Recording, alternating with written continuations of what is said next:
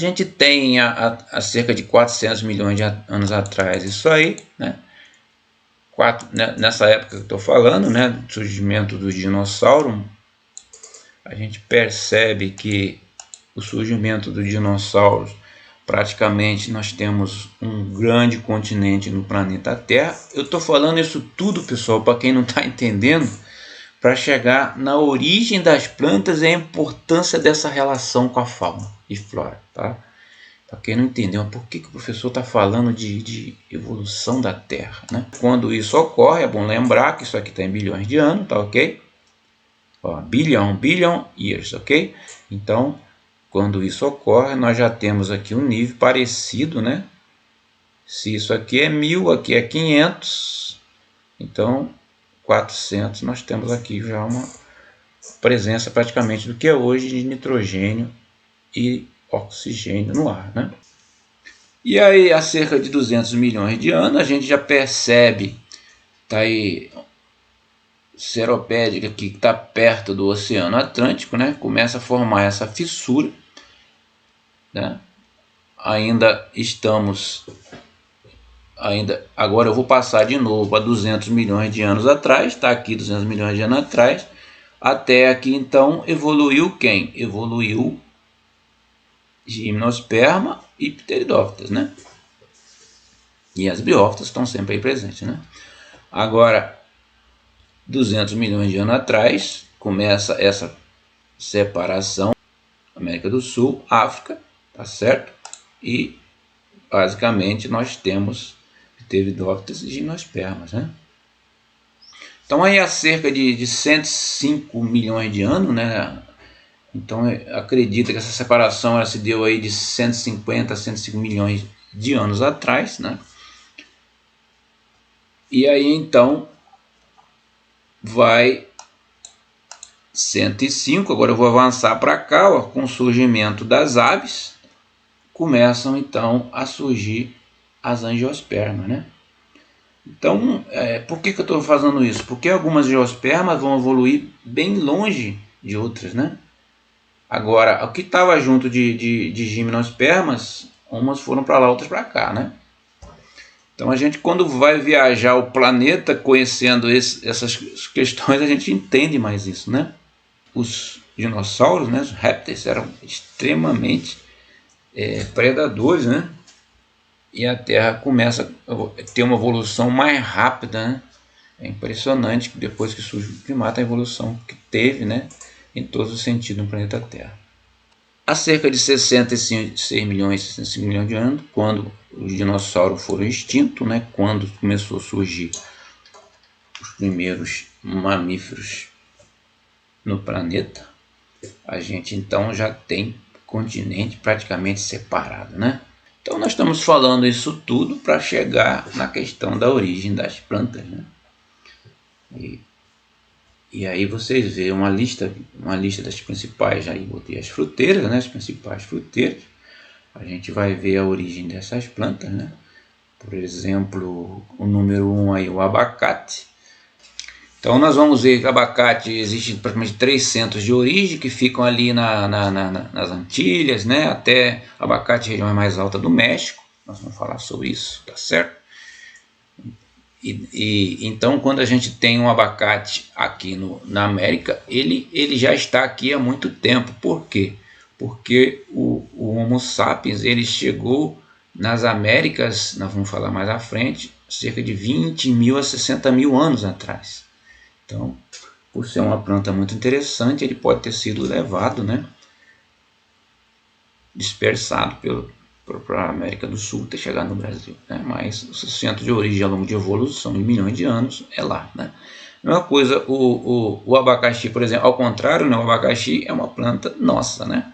A gente tem um abacaxi, por exemplo, hoje, se a gente foge da fusariose, né, que é um problema na produção orgânica, existe material resistente, e dentro da produção orgânica, num ambiente disperso, a gente não tem muito problema com fusariose, quando eu vou mostrar isso para vocês. É uma planta adaptada, é diferente, né? A banana, por exemplo, é uma planta de origem asiática, como vocês estão vendo aí, né? E aí existe uma característica da banana, por exemplo, né? Eu vou avançar a lâmina e vou voltar para vocês, né? Que é a questão da dispersão dos frutos e plantas, né? Frutos e propagos, né? E uma da forma mais importante da chamada dispersão é a chamada zoocoria, né? Participação de um animal, né?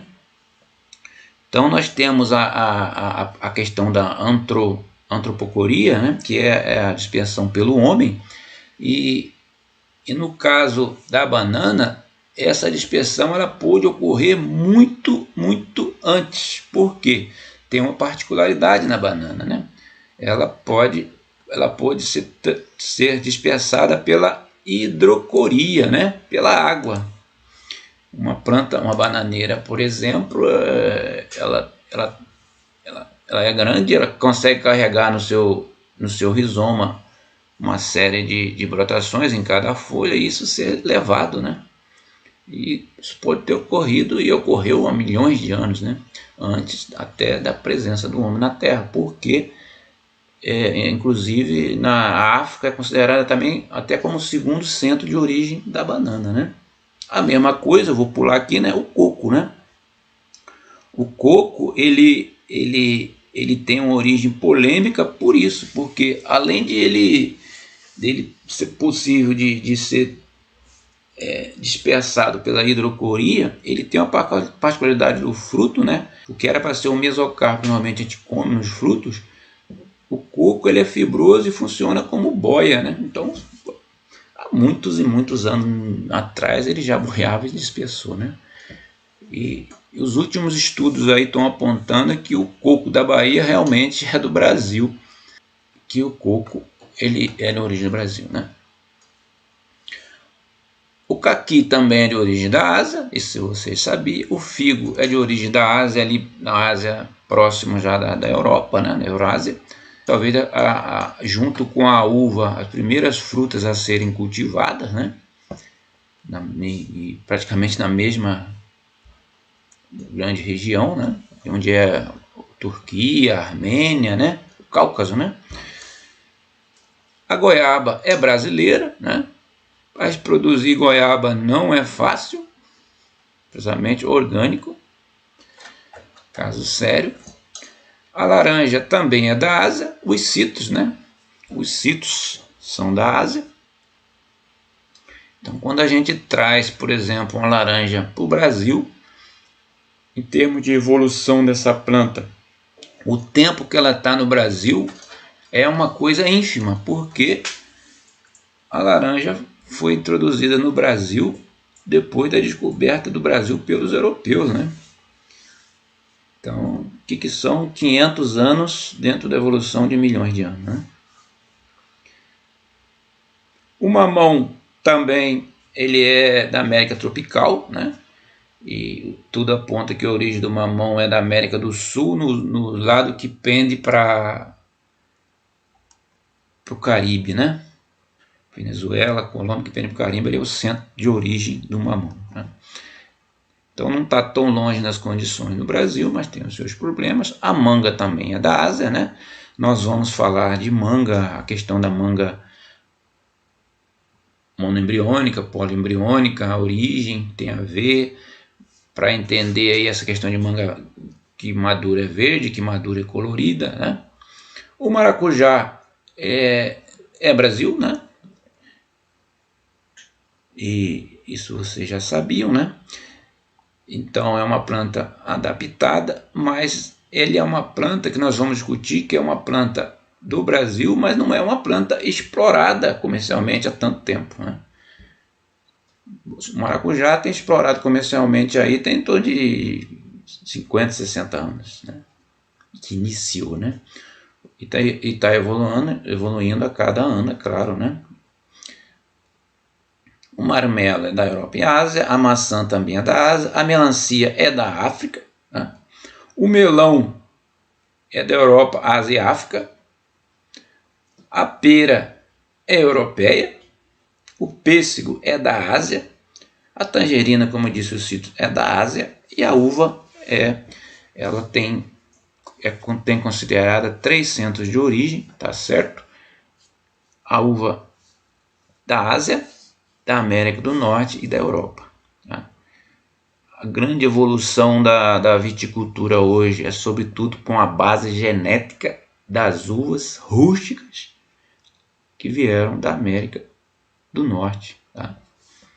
Vocês conhecem a Niágara, a uva Niágara, ela tem aí sangue, né, de sangue entre aspas, né, genes aí dessa da América do Norte, sobretudo para resistência ao mildio da videira, né? E hoje a gente consegue produzir mais tranquilamente de forma orgânica a uva por conta dessa rusticidade trazida dessas uvas americanas, né?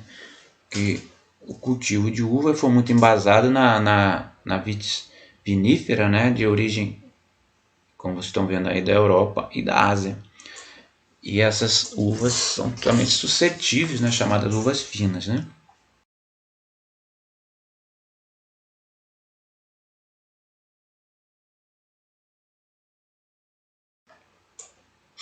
Existem outras fruteiras também, né? Principalmente no Brasil tem um grande banco tem uma quantidade imensa de espécies de fruteiras que cada dia mais vai caindo no gosto do consumidor, né? E existe uma série, né? Por exemplo, um bacuri, né? Um sorvete de bacuri para quem já foi em Belém, né? O cupuaçu, né? O caju também é do Brasil, né? E vai para aí afora, né?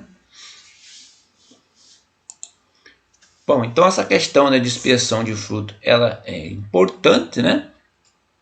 E vocês viram lá que quando praticamente quando surgem as aves, né, no planeta, ocorre aquele pico de evolução da angiosperma, né?